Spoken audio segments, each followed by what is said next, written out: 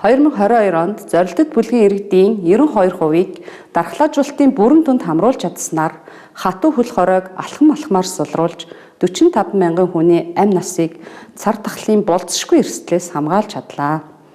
Цар тахлын эсрэг Монгол улсын авч хэрэгжүүлсэн арга хэмжээг олон улсад өндөр түвшинд үнэлж байна. 2022 онд хийгдсэн оюутлын хилэлцээрийн үр дүнд Монголын талын 2.3 тэрбум ам долларын үр тэглэгдэж, олон жил хүлээгдсэн гүний урхаан олборлолтын бүтээн байгуулалтын ажил эхэлж, огтлох малталтын анхны тесэлгээг хийснээс хойш хөдөр булгууруудыг 1300 м-ийн түвшинд амжилттай барьж байгуулж байна. Өнөөдрийн байдлаар гүний урхаан төсөл нь 88% гүйцэтгэлтэй явж байна. Бүрэн хүчин чадлаараа ашиглалтанд орох үедээ дэлхийд эхний 5 тооцогдох гүний урхаан тогтвортой олборлолтыг шинэ оны эхний улиралд эхлүүлэхээр бид цаг нартай уралдан ажиллаж байна. Оны эцсийн балансаар Хөгжлийн банкны зээлийн иргэн төлөлт 1.80 төгрөг төллөө. Монгол улс Чингис бондын 2 тэрбум долларын үрийг бүрэн төлж, Хөгжлийн банк Самурай бондын үрийг бие даан төлөх боломж бүрдлээ. Дэмжиж ажилласан олон нийт хэвлэл мэдээллийн та бүхэндээ баярлалаа. 2022 он шин сургалтын бодлого бомтын хүрээнд олон жил гатсан 5 цагаан шин Сүхбаатарын 233.6 км төмөр зам, Зүүн Баян Ханги бандлын 226 км төмөр замыг 8 сарын хугацаанд төмөр замч бид нар бүрэн ашиглалтанд орж барьж чадлаа. 2022 он засгийн газраас цэцэрлэгийн хүртээмжийг нэмэгдүүлэх зорилгоор 200 тэрбум төгрөгийн төсвийг шийдэж өгснөөр нийслэл Улаанбаатар хотын цэцэрлэгийн сугалааг хаалж чадлаа. 2022 онд тосон цэнгэл улаастай чиглэлийн Загстан завааны хатуу хуучилтай хар зам ашиглалтанд орж 2001 онд мянганы зам их бүтээн байгуулалтын ажил төсөл амжилттай хэрэгжиж Монгол улс Улаанбаатар хот бусад аймагтай хатуу хуучилтай хар замаар бүрэн холбогдлоо.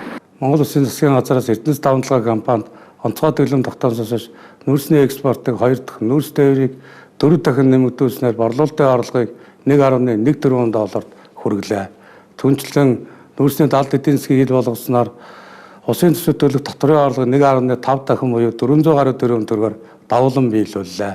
Түүнчлэн валютын арга урсгалыг 400 гаруй сая ам доллараар нэмэгдүүлэн ажиллалаа. Цар тахлын оргил үед 4.6%-аар агшиж байсан Монгол улсын эдийн засаг 2022 оны урьдчилсан гүйцэтгэлээр 4% өсөлттэй гарах хүлээлттэй байна. Мөн цар тахлын оргил үед 6.3%-аар тасарч байсан Монгол улсын төсвийн гүйцэтгэл хамгийн сүүлийн үзүүлэлтээр 106% гүйцэтгэлтэй гарлаа. Өөрөөр хэлбэл цар тахлаас шалтгаалж уналтад ороод байсан эдийн засагт эрг үзүүлэлтүүд гарч эдийн засаг докторчих хандлагатай боллоо. Эрхэм монголчуудаа элэг нэгт аханд үсэ. Ардчилсан үндсэн хууль батлагдсанаас хойш монголчууд бид 30 дахь шинэ жилээ ийхүү тэмдэглэж байна.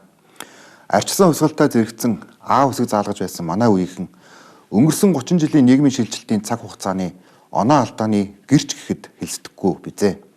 Хүний эрх, хувийн өмч, зах зээлийн чөлөө төрсөлдөн, олон ургалж үзэл баримтлал, нээлттэй гадаад харилцаа, цахим ертөнц, иргэний нийгэм зэрэг олон чухал үнэт зүйлс Монгол хөрсөнд соёолон ургажээ.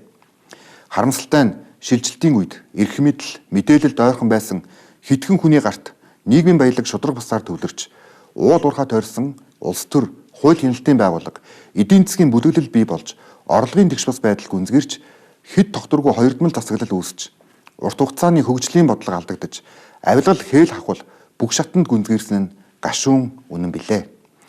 Тиймээс өнгөрсөн 30 жилийн ололтоо хадгалж алдаагаа засч шинэ 30 жилийг зөв эхлүүлж арчсан парламентын засаглалаа төгөлдржүүлж орлогын тэгш бас байдлыг арилгаж уул уурхай дагсан далд эдийн засгийг цэгцлэхийн төлөө Монгол улсын засгийн газар тууштай тэмцсээр байна. Эрхэм монголчуудаа улиран одож буй 2022 он цар тахлын болон олон улсын геополитикийн хямрал байдлыг даван туулж эдийн засгаа докторжуулахад бүхэлдээ чиглэлээ. Цар тахлын оргил үед хасах 4.6% ашигсан эдийн засаг өнөөдөр 4% болж сэргэлээ. Цар тахлын оргил үед 14.5%-аар тасарч байсан улсын төсвийн орлого 106% гүйцэтгэлтэй гарлаа.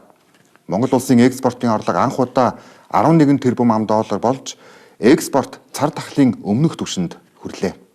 Монгол улсын валютын нөөц энэ оны 3 дугаар улирлын байдлаар 2.8 тэрбум ам доллар болж буураад байсан бол Эрдэнэс давталгаа компанид онцгой дэглэм тогтоосноос хойш 500 сая ам доллараар нэмэгдэж 3.3 тэрбум ам доллар болж валютын ханш тогтворжиж эхэллээ. Хөгжлийн банкны чанаргүй зээлийн иргэн төлөлт 1.80 төгрөг давж Монгол улс Чингис Бондын нийт 2 тэрбум ам долларын өрийг бүрэн төлж, ирэх онд Самура Гэргэ Бондын өрийг төлж барагдуулах боломж бүртлээ. 2022 он цар тахлыг даван туулж эдийн засгийг докторжуулахад бүхэлдээ чиглэсэн бол 2023 он эдийн засгийн өсөлтийн жил байх болно гэдгийг Монгол Улсын ерөнхий сайдын хувьд он солигдох торгон заагт нийт монголчуудаа итгэл төгс мэдэгдэж байна. 2023 он шин сэргэлтийн бодлогоо улам эрчимжүүлсэн жил байх болно. 2023 онд хөлийн боомтууд бүрэн нээгдэж, иргэд аж ахуйн нэгжүүд энгийн амьдралдаа иргэн шилжиж, өргөн хэрэглээний бараа бүтээгдэхүүний хомсдол үнийн өсөлт шийдвэрлэгдэж, экспорт нэмэгдэж, эдийн засаг сэргэсэн жил байх болно. 2023 оны эхний улиралд оюу толгойн гүний уурхай ашиглалтанд орж, олон улсын хөрөнгө оруулалт идэвхжин сэргэх болно. 2023 онд нийслэлийн нийтийн тээврийг 100% шинчилж, Улаанбаатар хотыг тойрсон шинэ тойрог замын бүтээн байгуулалтын ажлыг эхлүүлж, хөшгийн хөндөд баригдах шинэ хотын бүтээн байгуулалт эхлэх болно.